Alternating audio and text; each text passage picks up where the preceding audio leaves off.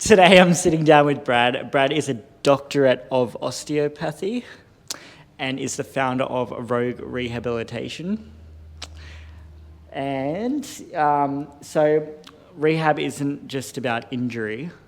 It's about a lot of other things like mindset and all that sort of thing. You want to tell us a little bit about what you do?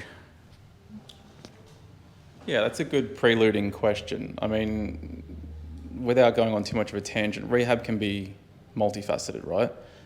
We see people who have autoimmune conditions, we see people who have chronic conditions, we see people who have rolled their ankles.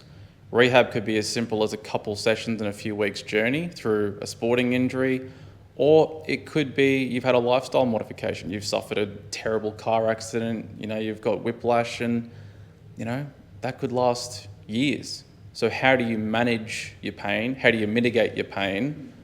How do you improve your pain? And again, that can be the physical, it could be manipulation, it could be intervention, it could be needling, it could be surgical intervention, and then it's the rehab after that. Or it could be lifestyle modification. And honestly, when it comes to rehabilitation, I firmly believe it's how many 1%ers can you stack up in your favour to tear you over that line to make yourself feel better, right? So that is metabolic health. Are you eating inflammatory foods? Are you not getting enough protein to recover? It's sleep. Are you getting quality sleep? Are you tossing and turning due to pain? Is there other factors involved? Are you lying there stressed at night? Stress is another one. Excessive cortisol levels. All these sort of bits and pieces that are factoring into your lack of recovery. Hydration. Are you hydrating with electrolytes? Do you use sodium, potassium? Do you have enough salt in your diet? Are you actually maintaining water in your muscle tissue? So many things can lead into what is not getting your recovery. So making tweaks, making adjustments, having really sound advice is honestly the number one thing any individual, whether it be primary healthcare, secondary care, your personal trainers, anything. Advice comes down to everything in terms of how you are going to rehabilitate your condition. Well, that was overwhelmingly a lot of information. So many different little things go into it, eh? So let's talk about you for a second. What got you into recovery and wanting to help people? Well, like many, I wouldn't be sitting here without my own injuries, right? So for me, I've always been an absolutely mad cricketer, mad sportsman, love it. Still to this day, whenever I get spare time, it's what I want to watch, it's what I want to do. For me, it was cricket. 16, blew my back out. 2 prolapse discs. Literally remember waking up one morning and just had this molten lava going down my right leg. I had to give the game away. It was absolutely my passion. I loved it. I saw so many people on how to try and improve my back.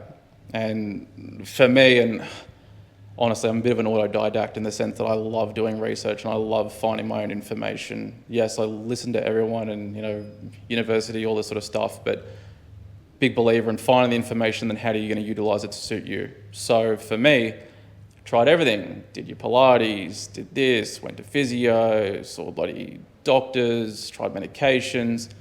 Honestly, it was those things that I preluded to before. Metabolic changes. I remember cutting everything from sugar, lactose, gluten, everything from my diet. I cut alcohol as a young man, stopped going out with my mates. Eventually made so many tweaks in the gym. I've been that guy when I was like 18, 19, 20, went for the deadlift and couldn't walk for the next 3 days.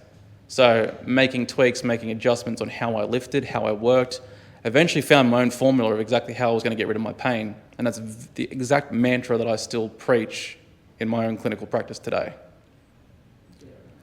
Did you come up with all that by yourself?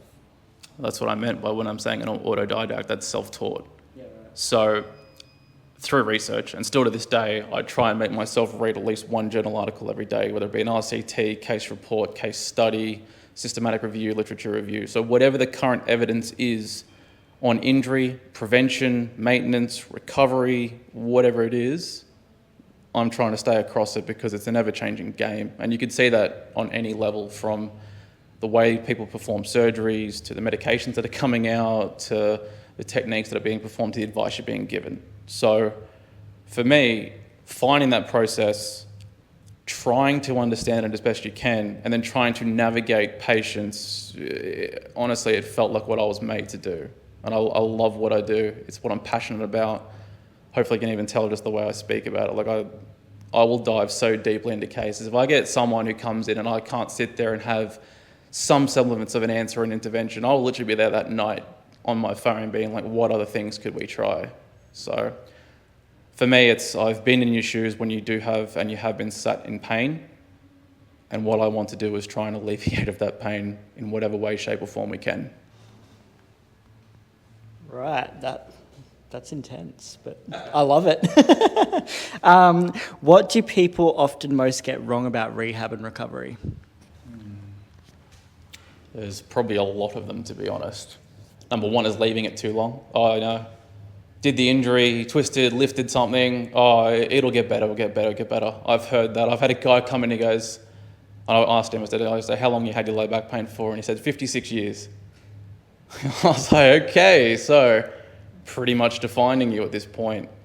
Or on the flip side, I've had these people of like, oh, when I was a kid, I fell off a horse and, something cracked, but, they just didn't get me to look at it.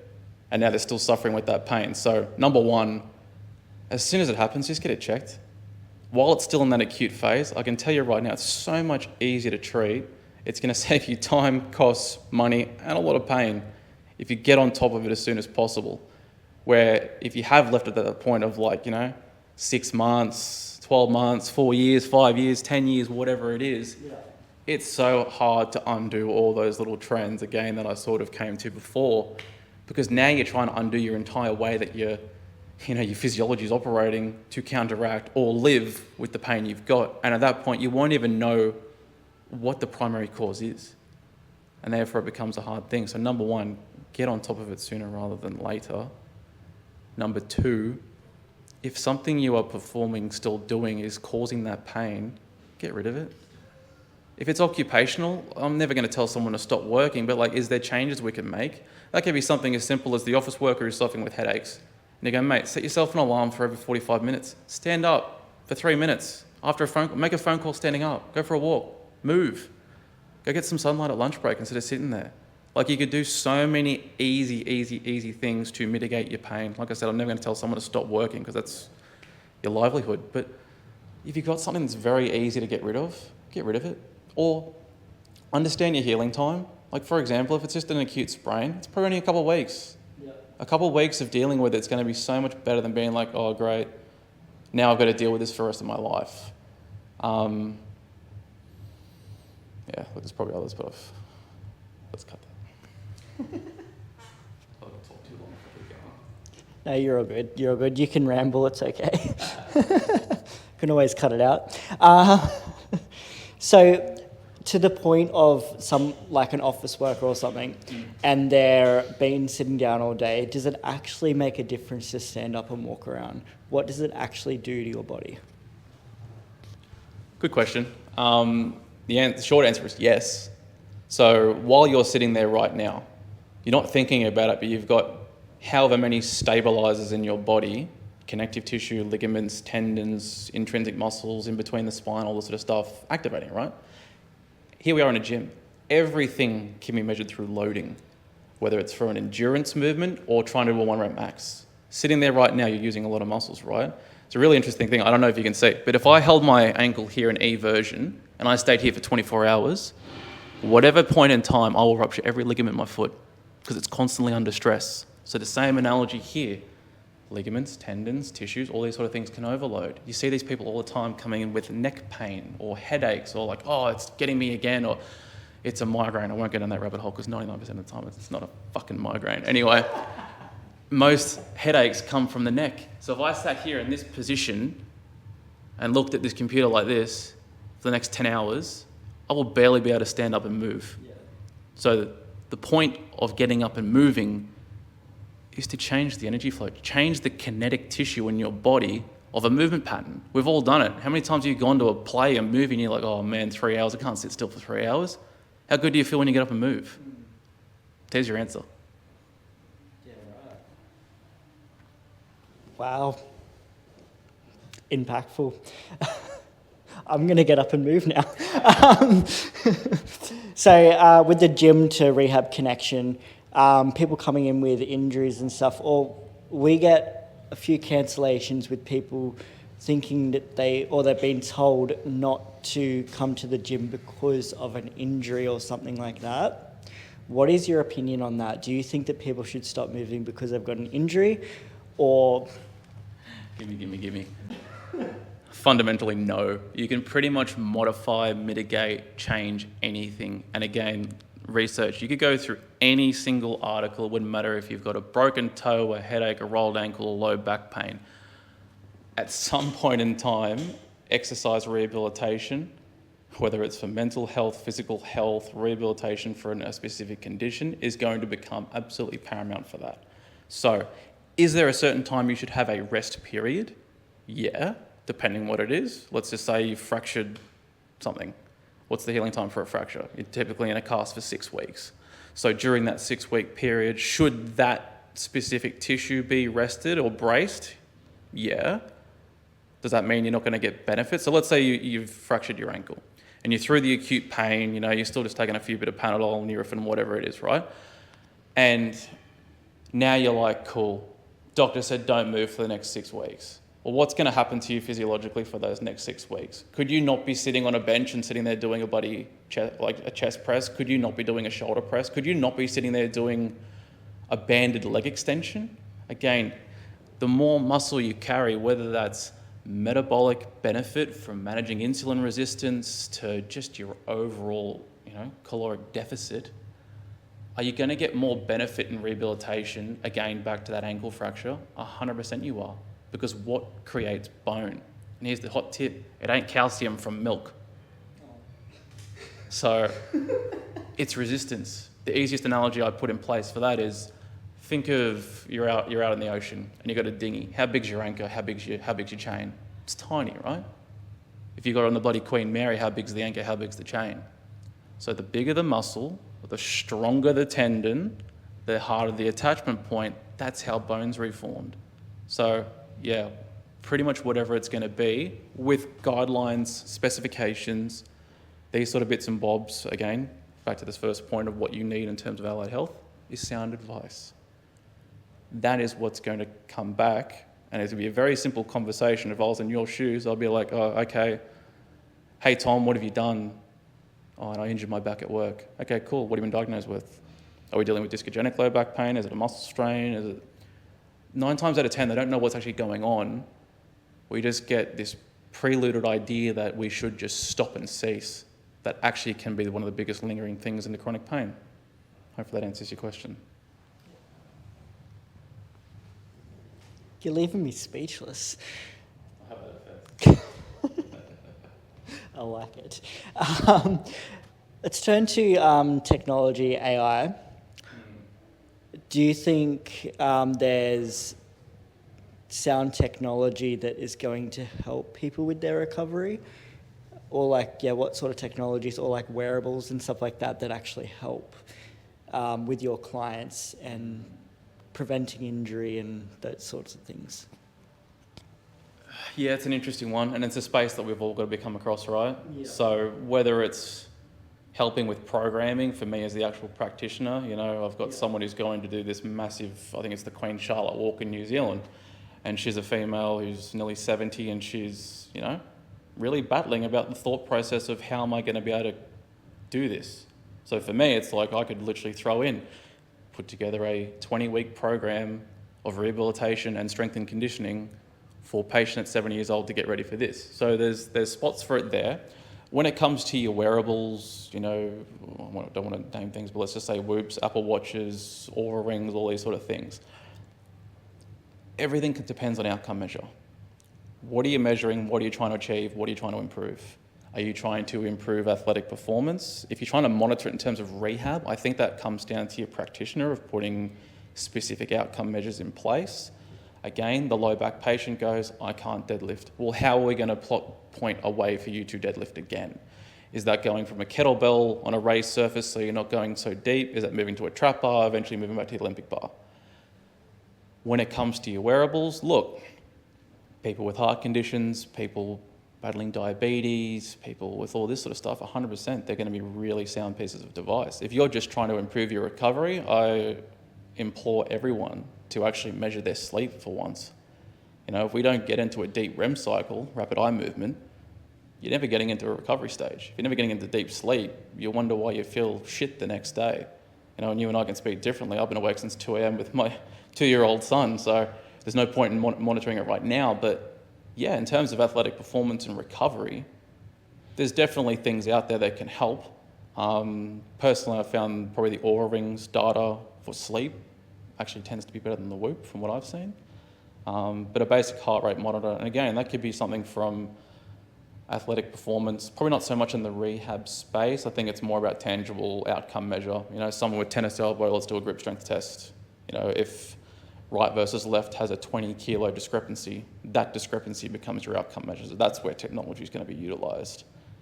In terms of the AI space, moving forward as a practitioner, it's something that we all need to be across, whether that's for marketing employees, whether it's actual intervention at the moment. I like to think I'm pretty safe because what I do is pretty hands-on. I'll be replaced someday, but not anytime soon, I don't think. But yeah. What's something people would be most surprised to learn about you? Jeez, I don't know.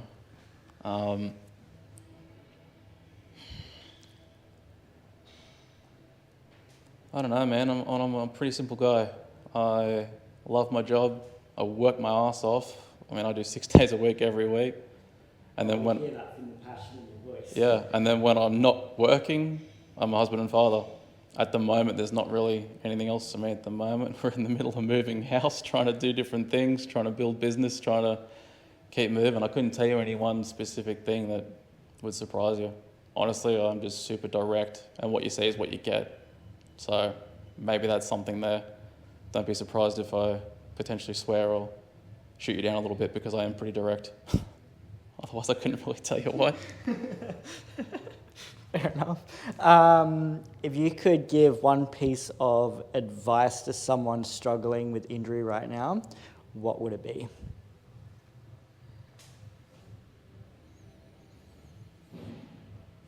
Don't give up. No matter how hard or long the road is, there's always a change.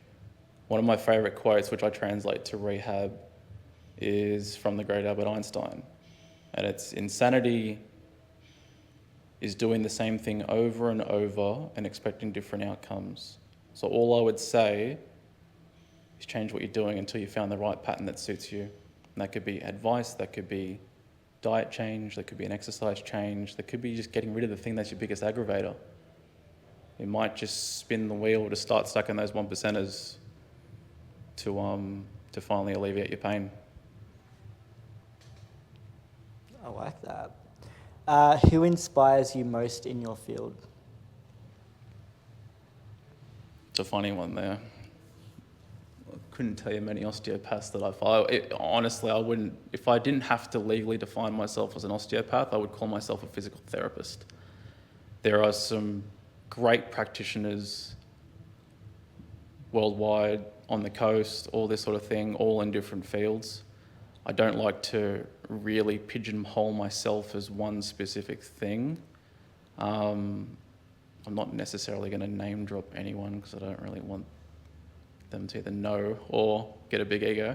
I'll say one guy. There's a physical therapist, and a lot of you probably know him, and he's pretty mainstream. Jeff Cavalier, Athlete X.